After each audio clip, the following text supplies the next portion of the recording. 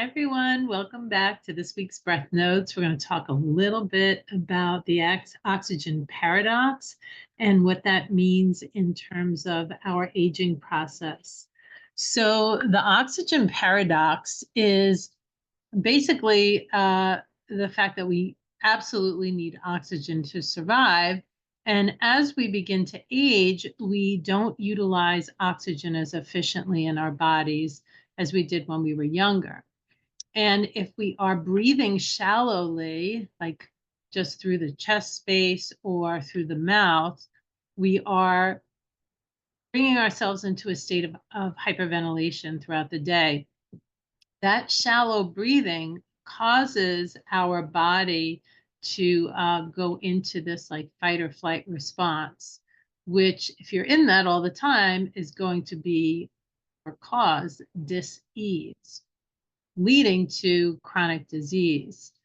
And as we get older, when we're shallow breathing, we are releasing a lot of carbon dioxide.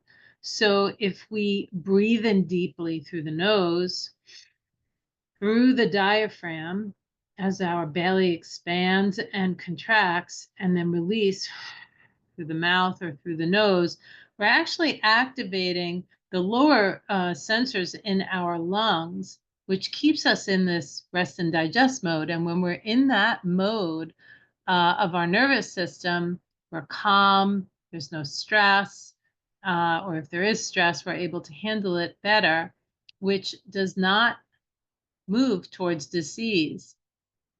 When we are hyperventilating, we are creating this situation where we are promoting cell death and these free radicals of oxygen.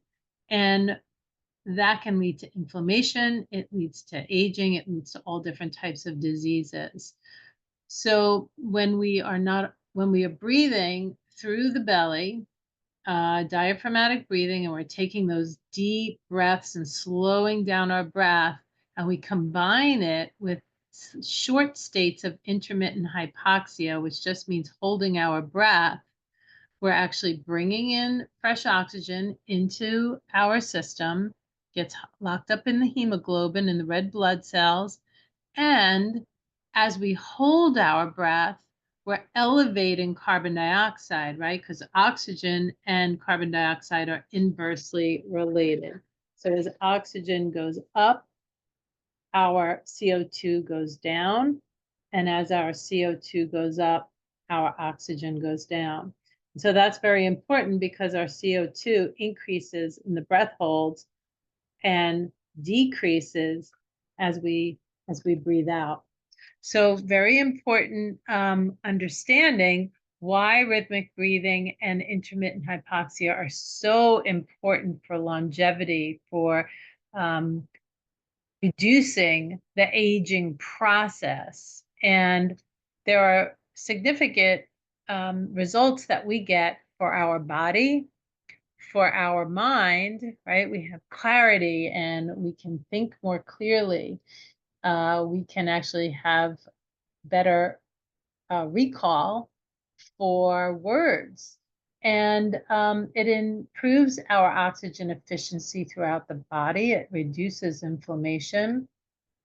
It supports our emotional balance and cognitive function and boosts cellular repair and regeneration. So when we're in those breath hold, those quick little breath hold states, we have stem cells that are hidden. Those are undifferentiated cells that don't have a design yet for what they're supposed to be, and they're hidden in our bone marrow. And when we create their perfect environment, which is a reduced oxygen state, holding our breath, they come out of hiding, right? They come out of those little hiding spots, and they will go out and search for where the body needs repair. So I found it really, really interesting with this breath. I was looking for some studies that have been done. And there was, in 2017, an Asian group actually had published in the journal Medicine where they took a group of patients that were suffering from respiratory cancer, and half of the group was an experimental group. That experimental group received a morning breathwork practice for deep breathing every day over a 10-year period, while the control group did not receive a breathwork practice.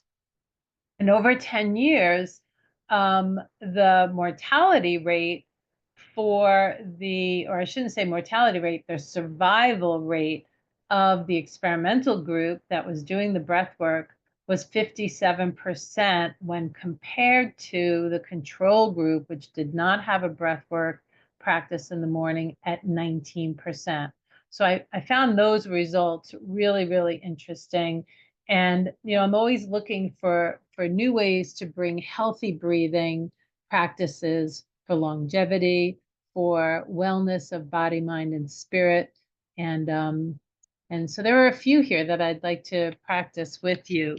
So the first one is breathing in through the nose for a count of 5, and then exhaling through the mouth for a count of 5. So do that for about a minute. So it'd be an inhale, making sure that you're diaphragmatically breathing, which is when the belly expands.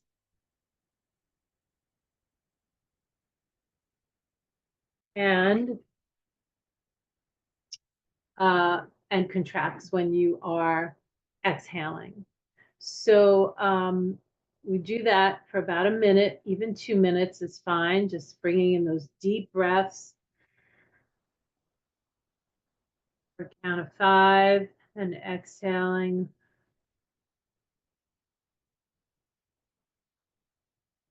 Inhale, 2, 3, 4, 5. Exhale, 2, 3, 4, 5. Do that for a couple of minutes. Even on the first breath, you can almost feel your body just kind of slowing down. Then turn that into box breathing, where you're breathing in through the nose for a count of 5, holding your breath for a count of 5, exhaling through the mouth for a count of 5, and then holding your breath again for a count of 5. So it'll look like this. Inhale, 2, 3, 4, 5. Hold, 2, 3, 4, 5. Exhale, 2, 3, 4, 5. Hold, 2, 3, 4, 5. Do that for 5 minutes.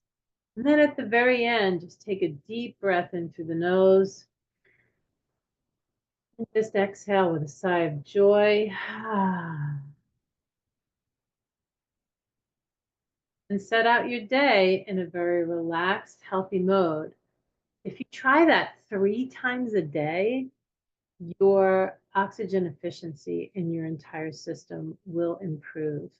And I challenge you to try this for a week.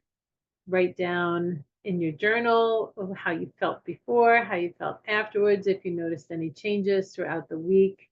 And I hope it helps you boost some energy, improve mental clarity, enhance your physical longevity, and just maintain ageless vitality. So thank you for breathing with me today. I look forward to hearing your comments, and I love when people email me and let me know how this works for them. So I hope you learned something new today, and I hope that you bring this into a practice. Have a beautiful day, and I will see you next week.